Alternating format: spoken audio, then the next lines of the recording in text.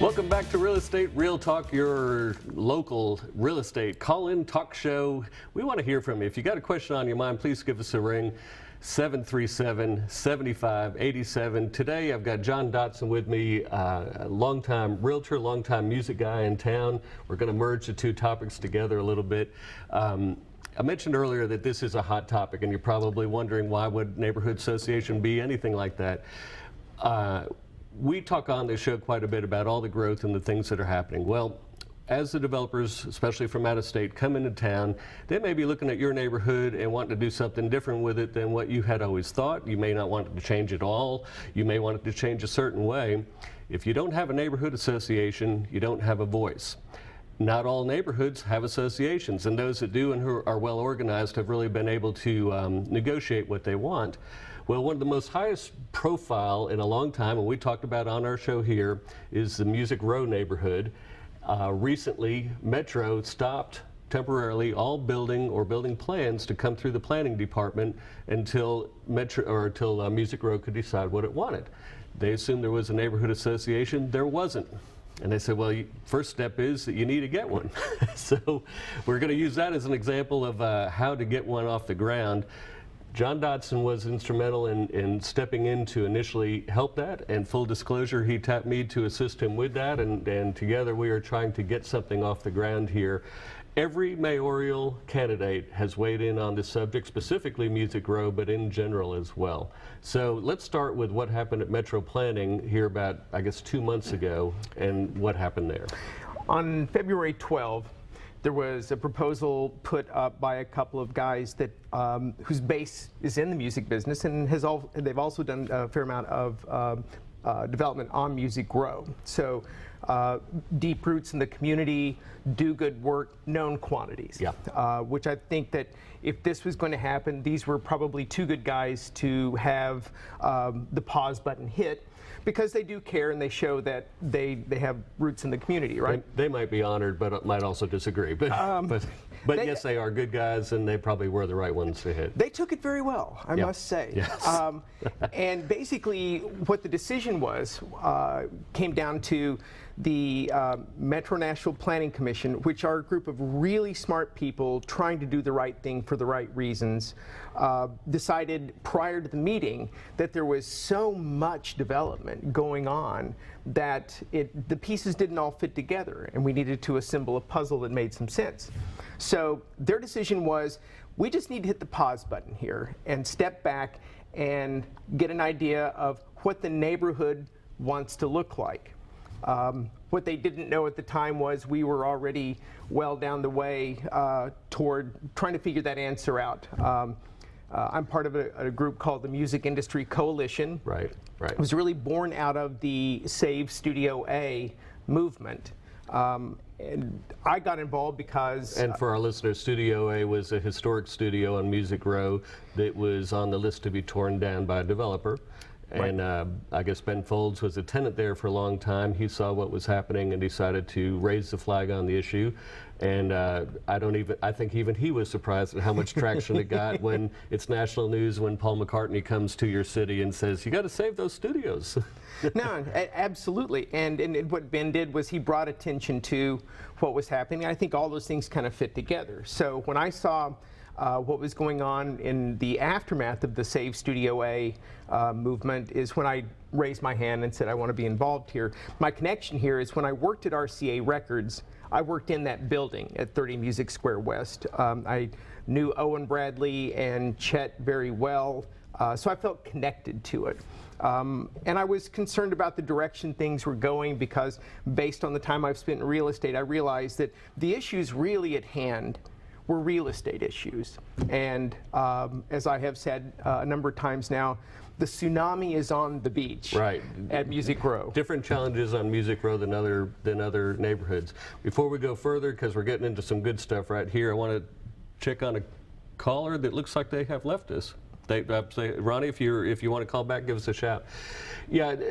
Music Row, and it's a great example because there are different challenges there than probably any other. If you have a developer who wants to put a strip center or condo building near your neighborhood, you certainly, that's a big challenge for you. In the Music Row area, as you said, a tsunami of growth. You've got Vanderbilt, you've got Belmont, you've got the Midtown development that is springing up everywhere. You've got the community next door, the Edge Hill community, that is growing like wildfire.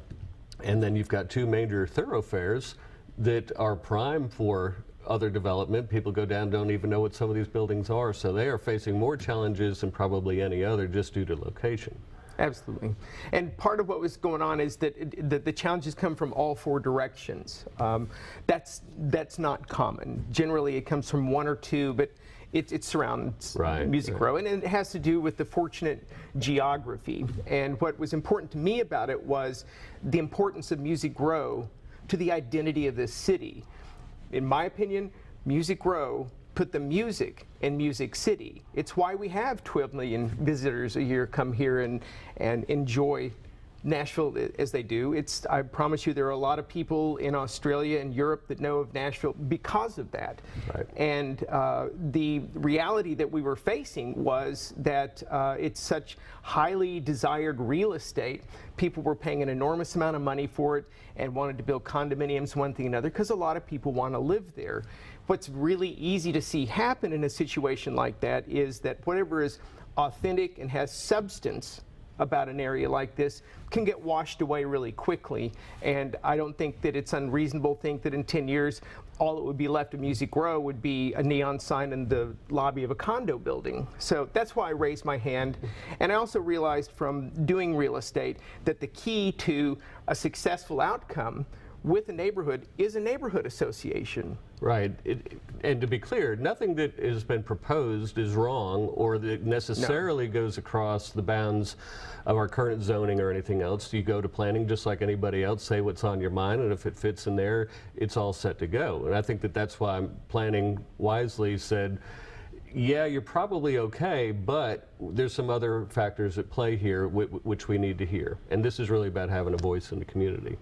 So go on with why you wanted to get involved. Well, I wanted to get involved because, again, I understand the importance of Music Row to the identity of Music City.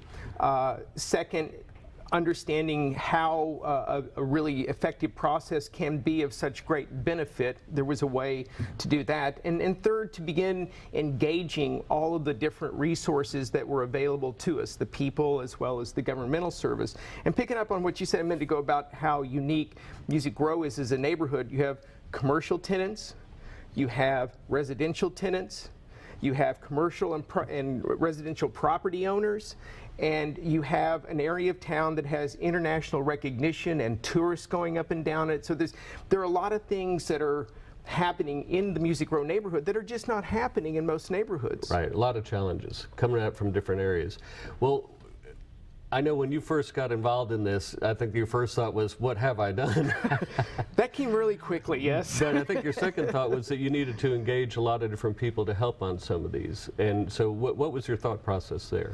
Well, first, understanding from the time that I spent working on Music Row just how diverse it is, I feel like I had a fairly good grip on just the different voices there were, and to encourage them to get out and communicate. And what I have found as we've gone through the process is, despite the fact it's not a very large area geographically, the feeling of disconnection, particularly between the residential property owners and the business on Music Row, is really amazing. And at the end of the day, what they all share is this piece of land, and therefore there's a common interest there.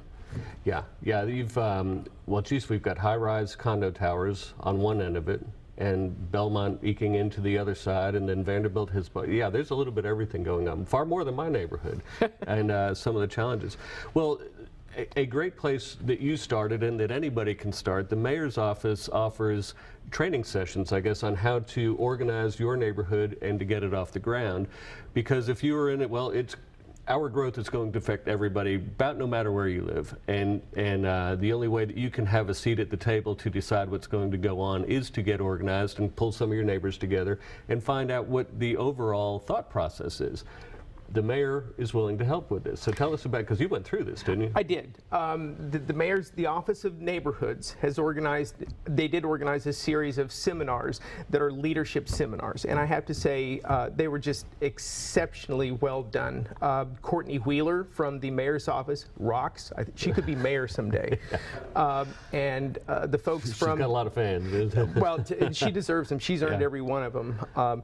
They also have incorporated the wisdom of the Andrews Institute from Lipscomb on urban design, and those folks know what they're doing and come at it from not only an academic standpoint, but where the rubber meets the road, what's practical and what works. And it was a really great opportunity to understand all of the resources that are available, not only just organizationally, the sequence of events and how to get people out and identify what the common assets are and inspire people, but also to know what kind of resources are available from the city itself.